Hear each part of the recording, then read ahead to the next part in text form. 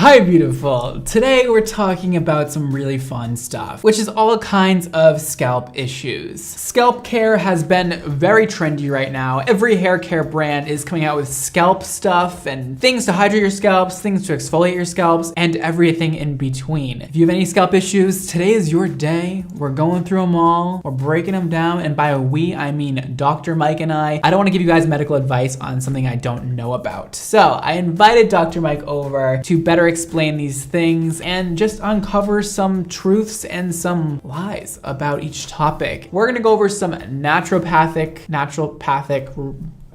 things. What am I saying? Naturopathic treatments, guys, that's what it is. And some things you can buy in the store to help treat your scalp issues. I'm gonna grab Dr. Mike. Let's do it.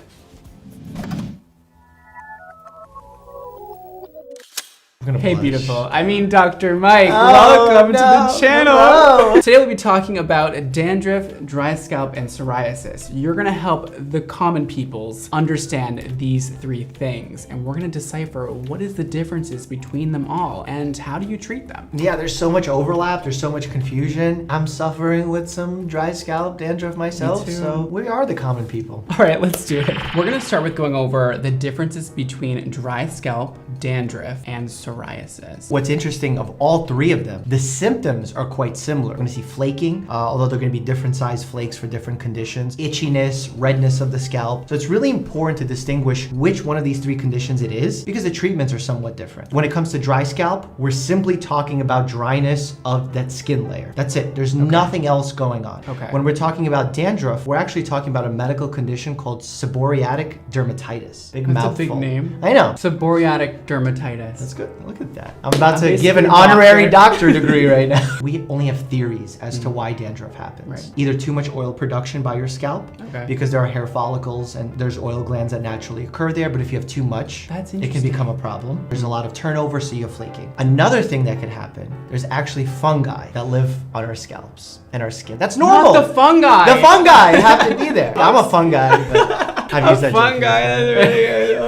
And these fungi, the specific one is Malassezia furfur. And these fungi actually live naturally and it's fine. But when we have an overgrowth of them, they actually release this compound, this acid, that creates irritation of the scalp. And what's interesting, it actually ties into that oil thing that we talked about earlier, because if you have a lot of oil, that fungi actually eat that oil and that's why they create that product. So perhaps both are true. And then the final one, as you said, was psoriasis. Yes. That's an autoimmune condition where your own body is actually creating inflammation and you get plaques, you get the same flaking, both a lot of redness. And the thing to keep in mind with psoriasis is it's not limited to the scalp. If it's happening, it potentially can be happening in other areas of your body and internally as well. It's possible that this high inflammatory state can be going on in your blood vessels, in your joints. You have to monitor it, basically, and you have to have a doctor on board for that. I brought some goodies. Oh. First we have an oldie, but I guess a goodie. Yeah. Head and Shoulders, clinically proven to help restore scalp's natural moisture, infused with almond oil. Pyrithione zinc? That was good. It has two functions. One, it has some antifungal activity for that Malassezia, that yeast, but it also helps with the decreasing of flaking. It makes sense why this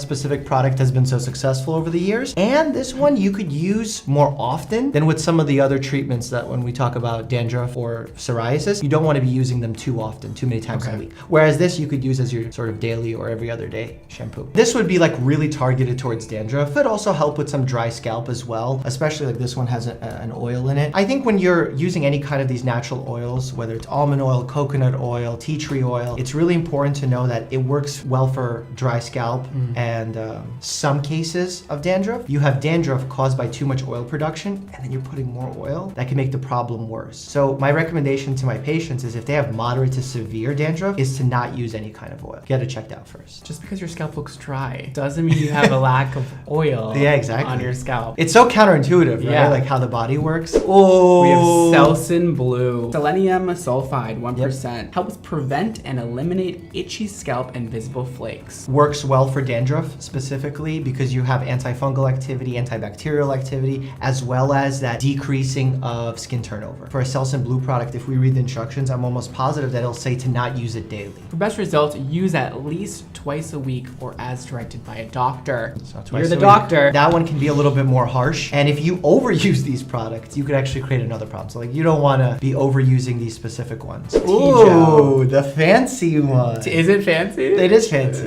Because wait until I tell you the ingredient. You're going to be like, there's no way that's the ingredient. It controls redness, intense itching, and flaking of severe scalp conditions. Dandruff, psoriasis, seborrheic dermatitis. Which seborrheic dermatitis is very similar to dandruff, if not the same thing. Ready for the main ingredient? Yes. Coal tar. And what is that? Right? You would think like coal tar. Do I want that on my Is scalp? it actual coal? It's actual coal tar. Mixed with tar? Well, I don't know like how they mix it chemically speaking, but this is a product that I wouldn't use for just simple dry scalp. This is something that I would use for psoriasis or seborrheic dermatitis. Also, you don't want to use this daily, but again, similar mechanism of action, some antifungal activity, some cytostatic activity, which means again, decreased cell turnover. You like using fancy terms because it makes us feel special. And you went to medical school, so you have to use fancy terms. I used it, like I learned it, I spent time learning, so I'm like, I'm just gonna flex. I find it interesting that all the ones we just went over have different active ingredients. Yeah. I didn't know there was different levels to it. Well, just like when you go look for a pain reliever, let's say an over-the-counter pain reliever, you have so many options. You have ibuprofen, naproxen. They're different, but in reality, they all accomplish the same goal. So this is doing the same thing. Some of them are better for other purposes, like the Head & Shoulders is the daily one, the Selsun Blue is the one you have to use twice a week. For dandruff, this is really like the go-to for psoriasis treatment. It does a good job for mild psoriasis cases, because unfortunately, we have no cure for psoriasis or dandruff. We only have treatments, so symptom control. I have no idea what this is. Everclean. This is salicylic acid. It says anti-dandruff shampoo for relief of itching and scalp flaking associated with dandruff, psoriasis, and seborrheic dermatitis. And the main ingredient is salicylic acid, like I just said, 1.8%. I've battled with acne when I was growing up, and I would use some of those, you know, the pads that you could use. I forgot they were called. Yes. One of their main ingredients was salicylic acid as well, because it basically breaks down that superficial layer of skin. The medical term is keratolytic. Kerato is the skin layer. Lytic means it's breaking through. When you have psoriasis and you have a buildup of this dead skin cells, this can help break through it. In fact, when dermatologists like make their own products and they compound different formulas, they put this plus some of the other ingredients in the other ones. Yeah. Salicylic acid is actually found in a bark of a tree and some leaves. So technically, I mean, I don't know how they made this specific product, but if you're extracting it, you can get salicylic acid naturally. I love a good natural treatment. Yeah. A lot of folks will look at a label and sometimes get worried because there's long names. And a lot of those are like perfectly safe. 100%. And we should not be scared of all chemicals because chemical carries like a bad connotation, or like even toxin. They're like, people are like, oh, it's a toxin. If we're being honest, like water can be a toxin. Right. So it's the dose that makes the toxin. We are moving on to naturopathic treatments. Really important for everyone at home to know, natural does not always equate to safe. First up, we have tea tree oil. This is a common treatment. Tea tree oil has really good evidence for it, like decent evidence for mild Really? dandruff. Yeah. Wow. It is antifungal. I always thought it was like an irritant though. Salicylic acid is an irritant, but it also helps shed off that, you know, layer of skin that's unhealthy. So it helps remove some of that flakes, allows the healthy scalp to come up. So tea tree oil has some of the same benefits, and it's the one that actually has some clinical research behind it.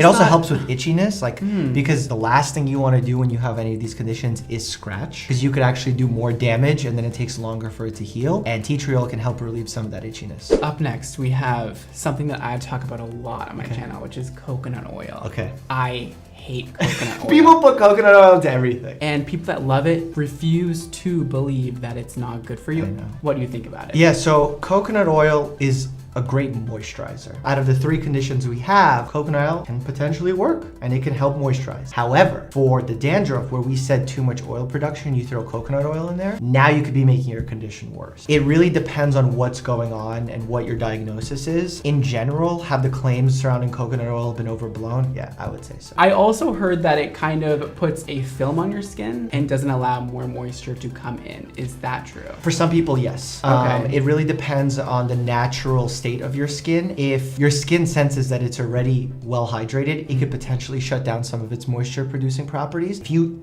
don't try and overdo something, your body will just decrease the amount that it produces. So you can't really trick your body into overperforming. Moving on to aloe vera, one of my favorites. I love it. Not only for scalp health, I also love it for sunburn. That, along with tea tree oil, probably has the best evidence behind working for dandruff because it is moisturizing. It is have antioxidant properties, anti-inflammatory properties. It's a good choice for a lot of people. So this is like where a natural product shines. Apple cider vinegar. This is my arch nemesis. Oh no! This is my arch nemesis because my patients think that apple cider vinegar treats everything. It's not a miracle thing. Like I want it to be, but like I didn't go to medical school for 10 years and just prescribe apple cider vinegar to everybody. Like I wish it was that simple. There's very little proof. In fact, a lot of people like to tote apple cider vinegar as being anti-inflammatory. There's no evidence for that. It's unbelievable that people can just make It's up marketing. It's and, marketing. Yeah, and it becomes a big thing. Well, look, like I say sometimes complicated words like cytostatic, right? If you start throwing in those words along with apple cider vinegar, people can be like, I don't really understand it, but this person sounds smart. They're using complex language, and people unfortunately get tricked by these marketers. That's actually why I even wanted to start my YouTube channel. It was because I wanted to educate people so that they don't get tricked into false theories like this. And it doesn't mean apple cider vinegar is evil or bad. It just means that the claims that come with it, that people say that it cures all these things, it's just not realistic. Okay, so I wrote down a treatment plan that I thought of before you came today that I would do if I had one of these issues. The first thing would be a healthy diet. Everything starts with a healthy diet. Yeah. And a healthy diet means something different for everybody. There's no one magical solution that works well for everyone. I wrote down veganism in particular. Are you vegan? Yes. I don't know how much it's helped because I've done a lot of other things also. Before you were vegan, what kind of diet were you following? It was a lot of alcohol, a lot of partying, which also I'm sure contributed to the skin issues. Then I would go home and like eat a bag of chips and chocolate and like ice cream and chicken. And so it was just a lot That would of not shit. contribute to a healthy scalp. No, what you switch from is just as important as what you switch to. Let's say you were eating a healthy plant-based diet, like a Mediterranean style diet where you had some chicken or some fish, and then you switched to veganism. Would you have seen all those positive effects? That's true. I never thought about But that. switching from the lifestyle you were going there, because veganism really is a lifestyle. It's not just the types of foods you eat. So the fact that you changed up your lifestyle completely, that makes veganism really powerful. And for some people that works really well, and I never force it upon patients because it's very specific lifestyle. In general, trying to increase the amount of fruits and vegetables, plants in your diet is really important because we're under eating those. Yeah. From a fiber standpoint, from a vitamin standpoint, that will all help the scalp. You feel better in general. Whether or not you have to eliminate certain foods, that's really individual dependent. So my next thing is easy, I think. Drink water. I think that's compatible with life. No, because if you're truly dehydrated, that alone can cause dry scalp. Your body will literally take the hydration from areas that are not vital to your life. Your circulation is very vital. If you don't have enough blood flow, and blood is made up of a lot of water, you will lose your blood pressure. You will not get vital circulation to your brain, your kidneys, your liver. Emma never drinks water. Well, Emma, you gotta drink water. I literally do not drink water. Because your body's made up of pretty much water, and you need it for your scalp and your health. You wonder why your scalp is dry sometimes, Emma? It's looking pretty good lately. What have you been doing? Water. It was just really dry that one time.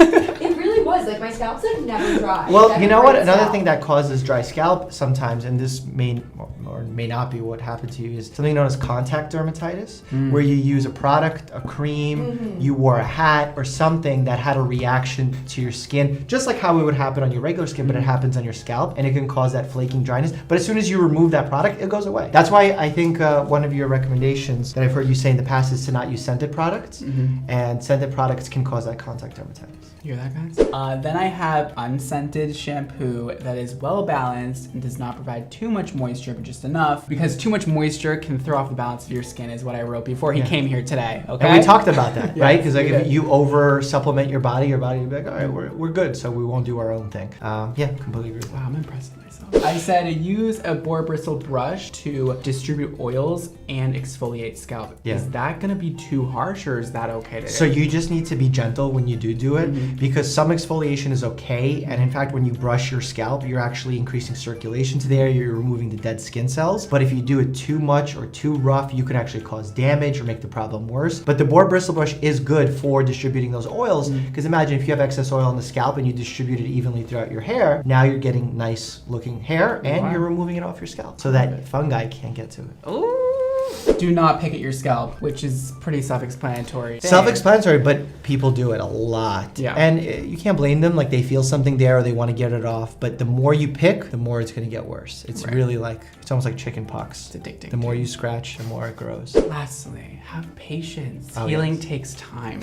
Did you put that in because I treat patients? Yes. Okay. I was going to say. Yeah, absolutely. Healing takes time. Like, even the over-the-counter treatments, they take weeks to work. So people think like, oh, I used this product and it didn't go away. It will never go away off a single time. So like, dry scalp is probably the one that will go away quickest if it was caused by a product that you got rid of and now is healing. Or if you just needed some moisturizing and you solved that problem, it can go away as well. But dandruff, psoriasis, those are the ones that are going to take some time to treat. So yeah, absolutely be patient. I love that. So like, even if your diet change or your water intake doesn't affect your scalp the next day, it could happen months down the line. What do you think about that treatment plan of mine? I think it's amazing. I think you're focusing on the right things, the things that are within your control. A lot of times when we're sick, whether it's with your scalp or anything in our bodies, we lose control. So taking back control and using the things that we have at our everyday disposal is awesome. Would you add anything? If it's moderate to severe, get a doctor's opinion on what you should go with. That's just because, you know. We have to say that. Well, no, I don't want a patient going through a month's worth of treatment when they have truly severe psoriasis. And also with psoriasis, you want to make sure their health in general as well. So unless it's mild to moderate, that you can safely usually do at home, but anything to moderate to severe, you want to start getting an expert's opinion on. What grade would you give that? Oh, A. That's perfect. Oh. Yeah, that's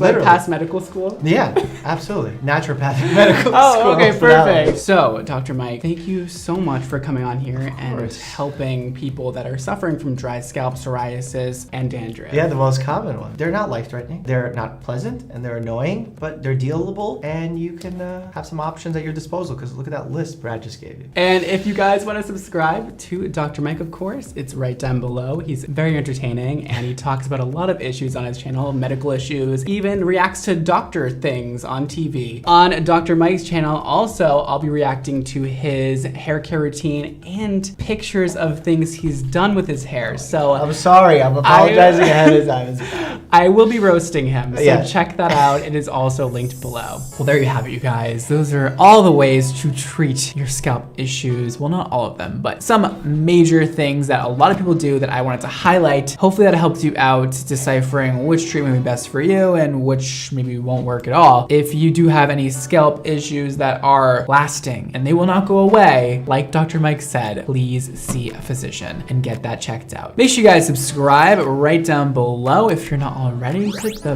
bell icon and the like to stay notified when I post videos, and just to be nice, checking a like button is always cool, you know? This is my phone number. You guys can text. And yes, I really do get all your messages, and yes, I do respond to a few of you guys every day, so text away. Here are all my social media handles. Make sure you guys follow me everywhere else. Here they all are. Check it out. Check out Xmondo Hair at xmondohair.com. We just released 4 brand new products. They are shampoos and conditioners, and they are stunning, and thank you guys for purchasing. It's been incredible. I really appreciate it. Linked below. Also, you can check us out at Xmondo Hair on Instagram to learn more. Today's Instagram shout out goes to Alexia. She says, hey, I have a question. I have light brown hair, and for about 2 years, I've had blonde faded tips, and I'm honestly so bored of it. I came to ask you some tips about how I should dye it or how I should cut it, but I need something that is appropriate for school because I have a strict school. I think that you should keep the color or just brighten it up just a tad bit with some balayage highlights, but cut it short. I think that'll be the change you're looking for, and I think it'd be very school appropriate, so try it out. That's all for today, guys. Thank you so much for watching. Don't forget to live your extra life, and I'll see you next time. Bye, guys.